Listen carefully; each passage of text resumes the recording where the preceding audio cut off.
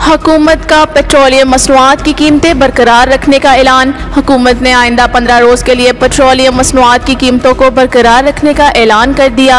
वज़ारत ख़ज़ाना की जानिब से जारी होने वाले एलामिये में बताया गया कि आइंदा 15 रोज़ के लिए पेट्रोल की फ़ी लीटर कीमत 179 रुपये 86 पैसे बरकरार रहेंगी। हाई स्पीड डीजल की कीमत 174 रुपये 15 पैसे, मट्टी के तेल की फ़ी लीटर कीमत 155 रुपये 56 पैसे, लाइट डीजल की कीमत 148 रुपये 31 पैसे फ़ी लीटर बरकरार रहेंगी।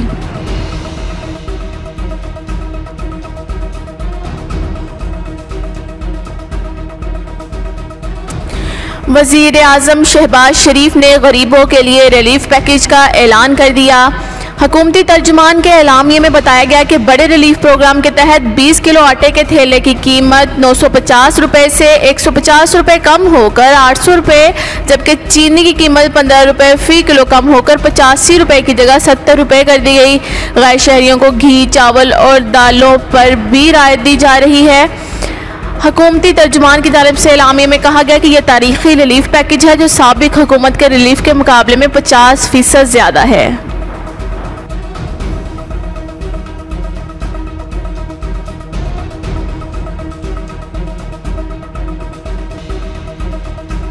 हुकूमत में थे तो इसराइल को तस्लीम करने के लिए दबाव था। पाकिस्तान तहरीक इंसाफ के चेयरमैन इमरान खान ने कहा कि पैगाम भेजा गया कि अपने मुल्क का सोचें। पैगाम किस तरफ से आया था ये नहीं बता सकता। उन्होंने कहा कि अमेरिका के ज़ेर असर मखसूस लॉबी मुस्लिम ममालिक से इसराइल को तस्लीम करवाना चाहती है।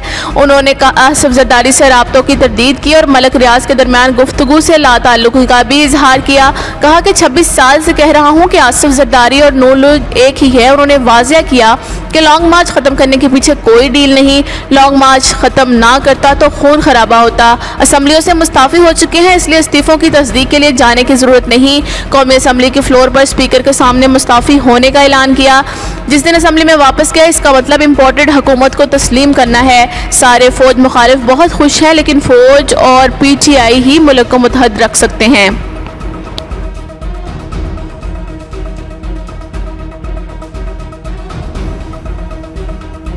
चीज से अमेरिका नाराज हुआ जब मैं रूस में गया। दोनों तेल भी 30% कम पे वो हमें दे रहे थे और गंदम भी 30% कम पे हमें। रूस से गंदम की खरीदारी। हुकूमत भी इमरान खान के नक्शे कदम पर। वफाकी वज़ीर ख़ज़ाना मिफ्ता इस्माइल का कहना है, हमने रूस से गंदम खरीदने के लिए बातचीत की। गुज़िश्ता हुकूमत रूस से तेल खरीदने की बातचीत कर रही थी। उन्होंने कहा कि रूस पर पाबंदियां हैं और उन्होंने गुज़िश्ता हुकूमत को जवाब नहीं दिया था। खुशी होगी रूस या यूक्रेन से गंदम खरीद ले। रूस पर पाबंदियां हैं, इस वजह से तेल नहीं खरीदा जा सकता। CNN ने सवाल किया कि भारत रूस से तेल खरीद रहा है, क्या आप भी दिलचस्पी रखते हैं? जिस पर वज़ीर ख़ज़ाना ने कहा कि अगर रूस सस्ता तेल दे और आलमी पाबंदियां ना हो तो जरूर लेंगे। उन्होंने दावा किया कि इमरान हुकूमत रूस से सिर्फ तेल खरीद रही थी। पाकिस्तान मुस्लिम लीग नून के कायद नवाज शरीफ ने कहा कि PTI हुकूमत ने मुल्क को मसाइल के दलदल में फंसाया। लंदन में मरकज़ जमात अहले हदीस के सरबराह साजिद मीर ने नवाज शरीफ से मुलाकात की। इस मौका पर मुख्तलिफ अमूर पर तबादला ख्याल किया गया। कहा कि एक जमात मसाइल का हल नहीं निकाल सकती। PDM की तमाम जमातों के इश्तराक से मुल्क को बहरान से निकालेंगे। कहा कि आइंदा आम इंतखाबात में इत्तेहादी जमातों की मशावरत से लाहे अमल तय करेंगे। PTI हुकूमत ने पाकिस्तान को आलमी तन्हाई का शिकार कर दिया, दोस्त ममालिक को भी दूर कर दिया गया। उनका कहना था कि महंगाई और बेरोजगारी की तूफान की जिम्मेदारी इमरान हुकूमत की है। विरसे में मिले मसाइल को हल करने में वक्त लगेगा।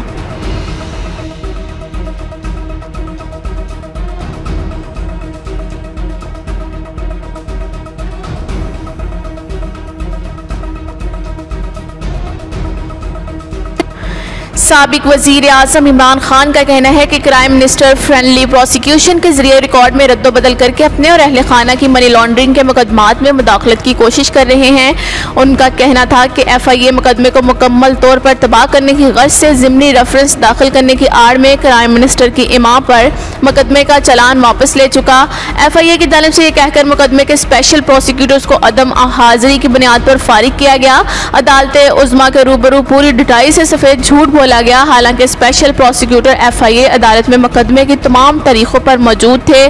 कहा कि अदालत उज़्मा मामले का आज खुद नोटिस ले और सियासतदानों के तमाम बड़े मुकदमात की निगरानी के लिए एक मॉनिटरिंग जज की तकर्री के जरिए मुकदमात पर शफाफ कार्रवाई यकीनी बनाए।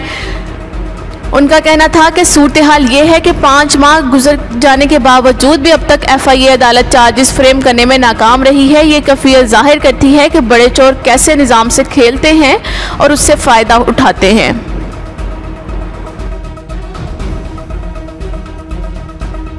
वफाकी वज़ीर बराए दाखिला राना सनाउल्लाह ने तहरीक इंसाफ को धमकी दे दी। उनका कहना था कि मैं PTI को वार्निंग देता हूं कि एक और लॉन्ग मार्च का ऐलान ना करे। जब भी लॉन्ग मार्च का ऐलान होगा हम इससे निपटेंगे। PTI वालों को आने दे, देखता हूं इस बार ये रुकावटें कैसे हटाते हैं। इससे कबल उनका कहना था कि इमरान खान ने लॉन्ग मार्च के लिए KP हुकूमत के वसाइल को इस्तेमाल किया। चंद हज़ार मुसल्लह लोग इस्लामाबाद की तरफ बढ़े और इंतशार फैलाने के लिए पार्लियामेंट लॉजेस और KP हाउसेस में जत्थों को ठहराया गया।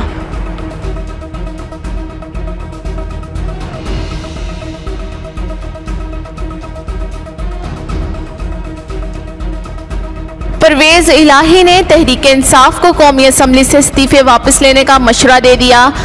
उन्होंने कहा कि पार्लियामेंट हुकूमत के खिलाफ आवाज़ बुलंद करने का जमहूरी फोरम है। तहरीक इंसाफ ईवान से बाहर आकर अपने लिए मजीद मुश्किलात पैदा करेगी। तहरीक इंसाफ को पार्लियामेंट के अंदर और बाहर भरपूर अपोजिशन का किरदार अदा करना चाहिए।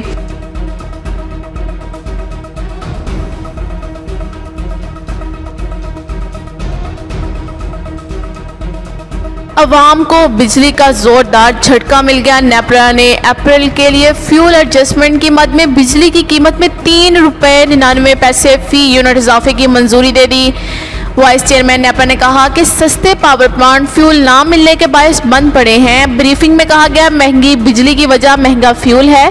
अप्रैल की फ्यूल प्राइस एडजस्टमेंट के लिए जमा दरखास्त का इतलाक के इलेक्ट्रिक पर नहीं होगा।